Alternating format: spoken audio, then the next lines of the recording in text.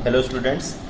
ठीक है, तो कल कुछ पॉइंट्स रह गए थे तुम्हारे बोरॉन फैमिली में, ठीक है, तो उनको कवर कर लेते हैं। जैसे AlCl3 की तुमने H2O के साथ किया था, आज हम लोगों ने मॉइस्ट एयर के साथ कराया था, तो क्या बताया था इसमें AlOH होल थ्राइस बनेगा प्लस HCl बनेगा। क्लियर है कि नहीं क्लियर है? और ये HCl गैस फॉर्म में तुम्हारा क्या निकलेगा, वाइट फ्यूम्स बन के बाहर निकलेगा। क्लियर है कि नहीं क्लियर है? आया समझ में? ये तो तब था जब तुम्हारा मॉइस्ट एयर मतलब मॉइस्चर मतलब वाटर का कंटेंट कम। अगर मान लो तुमने AlCl3 की हाइड्रोलिसिस कराई, हाइड्रोलिसिस मतलब वाटर, एक्सेस वाटर में तुमने क्या कर दिया, इसको डुबो दिया। ठीक है, हाइड्रोलिसिस मतलब वाटर एक्सेस में रहेगा, तो क्या बनेगा, पहले तो सेम रिएक्शन बनेगी AlOH whole thrice plus HCl, लेकिन इस केस में ये तुम्हारा गैस नहीं बनेगा, क्या बनेगा, एक्वस फॉर्म में। और ये तुम्हारा क्या है, एक एम्फोटेरिक, और ये क्या था तुम्हारा एसिड। तो इसमें बता भी रखा था कि ये तुम्हारा आपस में रिएक्ट करेंगे, क्या बनाएगा, AlH2O whole 6 3 plus plus Cl minus. Clear है कि नहीं क्लियर है? आया समझ में? ठीक है, तो AlCl3 को जो तुम एक्सेस वाटर में हाइड्रोलिसिस कराते हो, तो पहले वो AlOH होल थ्राइस बनाएगा प्लस HCl, फिर ये एम्फोटेरिक, ये एसिडिक आपस में रिएक्ट करके क्या बना देंगे, AlH2 whole 6 3 plus plus Cl minus. अच्छा, इसमें एक और पॉइंट आता है, देखो, ये जो AlH2 होल 6 3 प्लस और Cl माइनस है, ये आपस में आयन एक्सचेंज करते हैं। ये आयन एक्सचेंज क्या है, हम लोग कोऑर्डिनेशन पढ़ेंगे, और ये फाइनल प्रोडक्ट बनाते हैं AlH2 whole 4 Cl2 plus AlH2O whole twice Cl4 minus. ये क्या बना अभी के लिए नहीं, बस ध्यान रखो, इसको कोऑर्डिनेशन में करेंगे कि हुआ क्या है ये। ठीक है, ध्यान रखो। अब क्वेश्चन तुम्हारा इस टाइप से आएगा कि AlCl3 को जब एक्सेस वाटर में तुमने किया और उसमें ऑप्शंस दे रखे हैं, क्या बना, AlH2O whole 6 3 plus plus Cl minus, और बी ऑप्शन दे रखा है AlH2O whole twice Cl4 minus plus AlH2O whole 4 Cl2 plus. मतलब ये दोनों ऑप्शन दे रखे हैं, ये भी दे रखा है, ये भी दे रखा है। तो अगर दोनों ऑप्शन दे रखे हैं तो मोर करेक्ट कौन सा होगा, फाइनल प्रोडक्ट ये वाला। क्लियर है कि नहीं क्लियर है? आया समझ में? बट अगर तुम्हें ऑप्शन में सिर्फ फर्स्ट वाला दे रखा है, आया समझ में, ये वाला नहीं गिवन है, तो तुम्हारा मोर करेक्ट ऑप्शन कौन सा हो जाएगा, फर्स्ट। क्योंकि AlCl3 H2O के साथ AlOH होल थ्राइस HCl दोनों बनाता है। पहले ये बनता है, फिर इसके बाद ये बनता है। तो अगर दोनों ऑप्शन से तो फाइनल प्रोडक्ट, अगर सिर्फ ये वाला गिवन है, ये वाला नहीं गिवन है, तो तुम कौन सा लगाओगे? ठीक है, आया समझ में? नेक्स्ट, अब ये वाली रिएक्शन एक बार ध्यान, B2H6 प्लस NH3 कल लोग ने बताया था। क्या बताया था? स्ट्रॉन्ग बेस, और स्ट्रॉन्ग बेस मतलब तुम्हारा किस में टूटेगा, BH2 में। BH2 मतलब दो जुड़ेंगे तो तुम्हारा क्या बनेगा, BH2 NH3 whole twice plus और BH4 माइनस। क्लियर है कि नहीं क्लियर है? यहां तक हम लोगों ने किया था। अब एक चीज ध्यान दो, उसको फर्दर रिएक्शन ध्यान दो। ये तो फर्स्ट प्रोडक्ट बना, इसको फर्दर अगर तुम हीट करोगे, ये प्रोडक्ट बना, इसको तुमने अगर हीट किया अराउंड 200 डिग्री सेल्सियस, तो ये क्या बनाता है, B3N3H6। ध्यान दो, इसका बनाया था, this is known as borazine, chemical bonding बनाया था। और इसको क्या बोलते हैं, inorganic benzene. This is known as borazine और इनऑर्गेनिक बेंजीन। क्यों? क्योंकि इसका स्ट्रक्चर ध्यान दो, BN BN BN, फिर ये H H H। ठीक है, आया समझ में? बोराजीन और इनऑर्गेनिक बेंजीन। कहीं इसको ये भी लिखा रहता है, इसको बोराजोल भी लिखा रहता है। तो बोराजोल लिखा है मतलब इट इज रिफर्स टू बोराजीन। ठीक है, तो बोराजीन का स्ट्रक्चर वहां बनाया था केमिकल बॉन्डिंग में। एक बार वहां प्रॉपर्टीज देख लेना। एक तुम्हारी रिएक्शन भी कराई थी, यहां मैं लिख दे रहा हूं कि तुम्हारा बोला था कि बेंजीन एंड बोराजीन में विच इज मोर रिएक्टिव।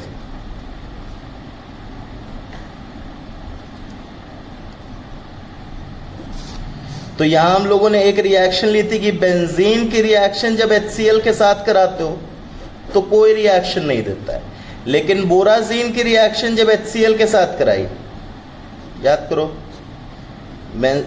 बोराजीन की रिएक्शन जब HCl के साथ कराई तो ये क्या दे देता है, BN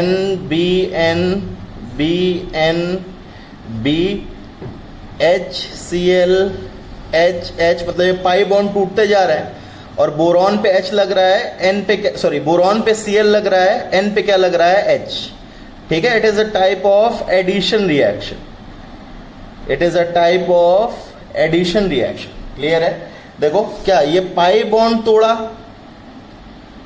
एक बोरॉन को क्या दे दिया Cl, N को क्या दे दिया H। क्यों बोरॉन को Cl दिया? क्योंकि पाई बॉन्ड तोड़ोगे तो बोरॉन पे क्या आएगा, पॉजिटिव, और N पे क्या आएगा, नेगेटिव।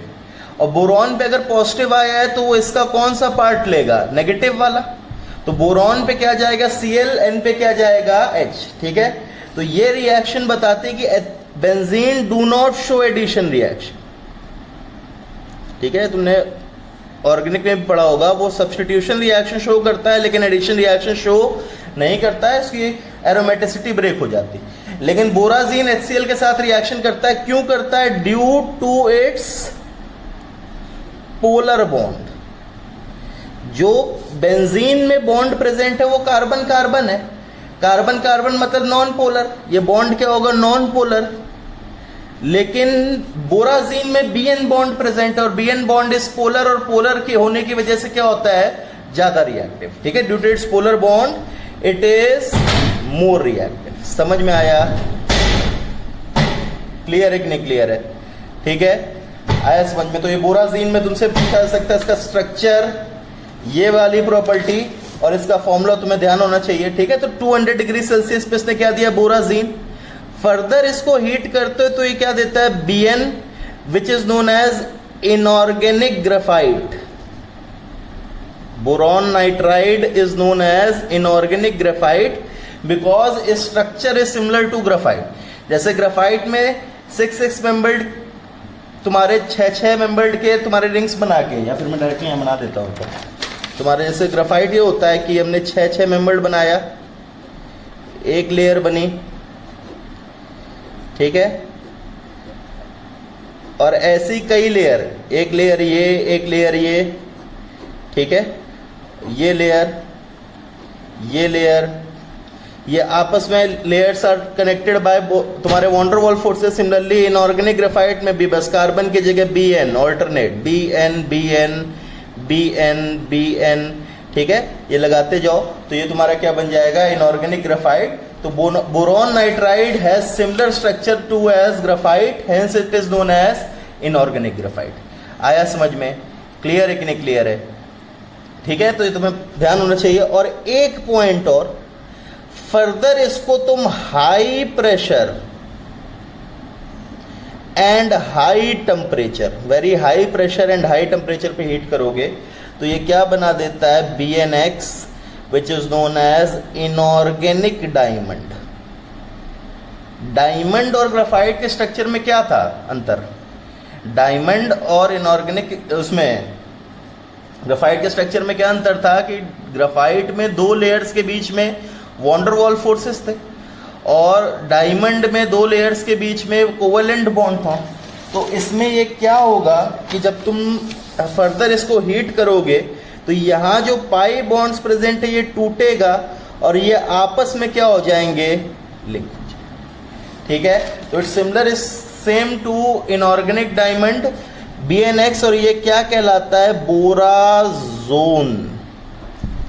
ठीक है, ये क्या कहलाता है, borazon. Borazole borazine is B3N3H6। Borazon is inorganic diamond. तुमसे क्लियर है कि नहीं क्लियर है? BN is inorganic graphite. Specifically अगर तुमसे इसके बारे में पूछा जाए डायमंड के बारे में, तब तुम बताओगे बोराजोन, और इनऑर्गेनिक डायमंड तुम्हारा क्या होता है, BNX। ठीक है, it has very much hardness, इसकी हार्डनेस बहुत ज्यादा होती है, तुम्हारा डायमंड कट करने के लिए यूज किया जाता है। आया समझ में? इतना ज़्यादा हार्डनेस होती है कि इसको डायमंड कट करने के लिए तुम यूज़ करते हो, ठीक है? आया समझ में? तो ये बहुत ही इंपॉर्टेंट रिएक्शन है B2H6 के अमोनिया के साथ। तुम्हें स्टेप बाय स्टेप उस दिन कल छूट गई थी, इसको ध्यान होना चाहिए। पहले तुम्हारा नॉर्मल प्रोडक्ट, फिर इसको 200 डिग्री सेल्सियस पे हीट किया तो बोराजीन। बोराजीन को क्या भी बोलते हैं? इनऑर्गेनिक बेंजीन या बोराजोल। स्ट्रक्चर और बेंजीन के साथ रिलेशन ध्यान होना चाहिए। फिर इनऑर्गेनिक ग्रेफाइट BN, यहां तक ध्यान होना चाहिए। इसके बारे में स्पेसिफिकली पूछेगा, ठीक है? आया समझ में? इसके बारे में क्या पूछेगा कि बोराजोन क्या होता है, तो बोराजोन इज BnX, ठीक है? कब बनता है? High temperature and high pressure पे, ठीक है? और ध्यान दो, इसका शेप क्या होता है? क्यूबिक। देखो डायमंड में हम लोगों ने पढ़ा था, याद करो, सॉलिड स्टेट में ZnS टाइप स्ट्रक्चर, जिसमें Zn2+ और S2- दोनों की जगह कौन लगा देते हैं? कार्बन। याद है कि नहीं याद है? ठीक है, सॉलिड स्टेट में हम लोगों ने डायमंड का स्ट्रक्चर पढ़ा, क्यूबिक। ZnS क्या होता है तुम्हारा? S2- forms FCC lattice and Zn2+ occupies alternate tetrahedral voids. वहीं हम लोग बताया था कि जब डायमंड बनाते हैं तो Zn2+ और S2- दोनों की जगह क्या लगा देते हैं? कार्बन लगा देते हैं। तो इसका स्ट्रक्चर क्या होगा? क्यूबिक। मतलब ये क्या होता है? नॉन प्लेनर, ठीक है? Borazole is cubic, hence it is non planar. ये बताओ भाई, बोराजीन प्लेनर होगा कि नॉन प्लेनर? तो उसमें देखो, इसमें हर एक उसकी हाइब्रिडाइजेशन क्या है? sp2। देखो कार्बन, सॉरी, बोरॉन की भी sp2, नाइट्रोजन की भी sp2। तो सारे sp2 हैं, मतलब ट्राइगोनल प्लेनर होंगे सारे, मतलब इट इज प्लेनर, ठीक है? आया समझ में? बोराजीन इज प्लेनर। क्लियर है कि नहीं क्लियर है? आया समझ में? ठीक है, तो ये रिएक्शन तुम्हें बहुत याद होनी चाहिए। लास्ट एक आता है Al2O3।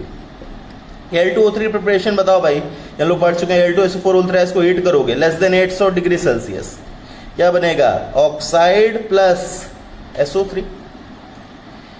AlOH को हीट किया, क्या बनेगा भाई? Al2O3 plus H2O। याद है? नेक्स्ट बताओ भाई, NH4 whole twice SO4 dot इसको या, ठीक है? नेक्स्ट आता है तुम्हारा एलम।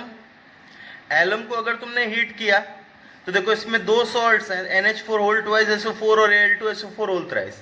दोनों को अलग अलग बना के प्रोडक्ट देख लो। NH4 होल ट्वाइस SO4 को हीट करोगे, क्या बनेगा? NH3 plus H2SO4। याद है तुम्हारा? इसमें तुम्हारा कौन सा होता था? Non oxidising anion. और Al2SO4 होल थ्राइस को हीट करोगे, क्या बनेगा? Al2O3 plus SO3। तुम इसके फाइनल प्रोडक्ट्स बनाने क्या बनेंगे? NH3। अच्छा ध्यान दो, और बहुत ज्यादा हीट करोगे तो H2SO4 भी तुम्हारा H2O प्लस SO3 में चला जाएगा, अपना एनहाइड्राइड बना देगा। तो फाइनल प्रोडक्ट्स क्या बने? NH3 plus H2O plus SO3 plus Al2O3 plus SO3 और प्लस ये। समझ में आया कि नहीं आया? कैसे प्रोडक्ट बनाना है, ठीक है? तुम दो सॉल्ट्स हैं, उनको अलग अलग हीट कर दो, उनके प्रोडक्ट्स क्या कर दो? ऐड कर दो। अब इसकी प्रॉपर्टीज देखो। सबसे पहले white amorphous powder, not important, insoluble in water but soluble in dilute acids. यानी दो चीजें इंपॉर्टेंट है। Al2O3 क्या होता है तुम्हारा? एम्फोटेरिक होता है,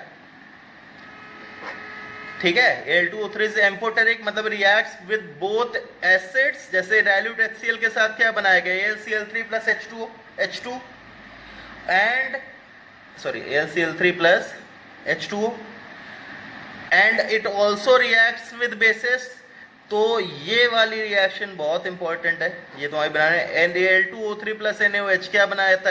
NaAlO2 और NaAlOH होल 4।